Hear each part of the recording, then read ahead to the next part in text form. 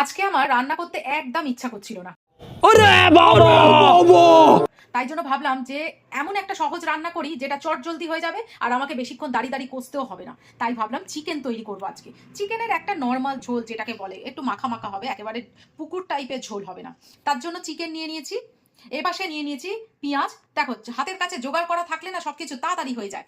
Tomato, কাঁচা লঙ্কা, আদা রসুন পেস্ট, এপাশে জিরে, হলুদ, চিনি, লাল লঙ্কার গুঁড়ো, কাশ্মীরি লঙ্কার গুঁড়ো, গরম মশলা, ধনে পাতা সবকিছু।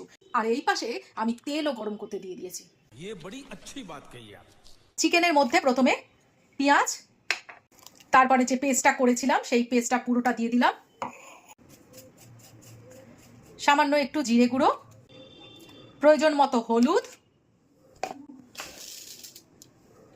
ব্যালেন্সের জন্য সামান্য চিনি,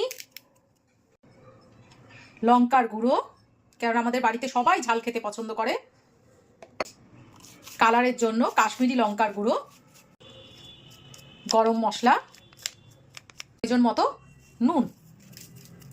এবার খুব সুন্দর করে কচলে কচলে সুন্দরভাবে মেখে নেব। মাখানোটা যেন একদম জবরদস্ত হয়।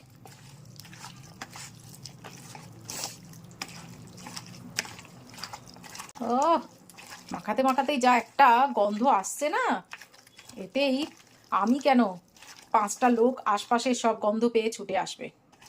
এই পাশে তেল আমার গরম হয়ে গেছে ভালো মতো। এইবারে আমি পুরো মাংসটা দিয়ে দেবো।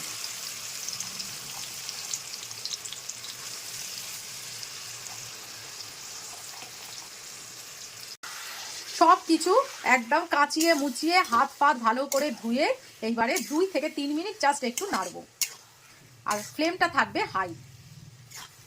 ও 2-3 মিনিট কষার পরে কালার এসছে, দেখো অপূর্ব কালার এসছে। তার মধ্যে আমি একটা সেদ্ধ আলু দিয়ে দিয়েছিলাম, ওটা ওই 30% সেদ্ধ হয়েছে, ওই রকম একটা আলু দিয়েছি, কেননা চিকেন হতে বেশিক্ষণ সময় লাগে না। আমি কিন্তু 3 মিনিট কষলাম, এরপরে ফ্লেমটাকে লো করে দিয়ে জল ছাড়াই একদম ঢাকা দিয়ে দেবো। এই ঢাকার মধ্যেই আস্তে আস্তে কষানো হবে এটা। এইবারে ঢাকাটা খুলে দেবো। ওরে সাবাস, এই যে একটা সুন্দর একটা স্মেল আসে না, সেটাতেই অর্ধেক পেট ভরে যায়। দেখো সুন্দর করে পেঁয়াজ পেঁয়াজ সব গলে গেছে আর কষানোটাও দারুণ হয়েছে, দারুণ। 2-3 মিনিট হয়ে গেছে, দেখো সম্পূর্ণ একেবারে সুন্দর করে চারপাশ থেকে তেল ছেড়ে দিয়েছে। এইবারে ফ্লেমটাকে হাই করে দেবো।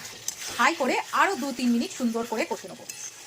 এইবারে জল ঢেলে দেবো, খুব সামান্য জল দেবো, বেশি জল দেবো না, একটু মাখা মাখা করবো আজকে। এবার ঢাকা দিয়ে দেবো। এবারে ঢাকাটা খুলবো।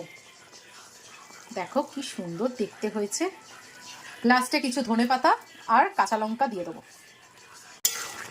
এবার হাই ফ্লেমে এই কাঁচা লঙ্কাগুলো একটু সেদ্ধ সেদ্ধ হবে, তার জন্য 5 মিনিটের কম রেখে দেবো।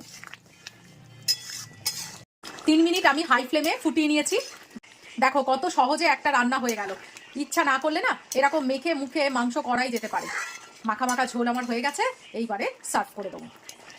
তো আজকের মতো বিদায় নিলাম। অবশ্যই তোমরা এরকম করে দেখো, আশা করি তোমাদের খুব ভালো লাগবে।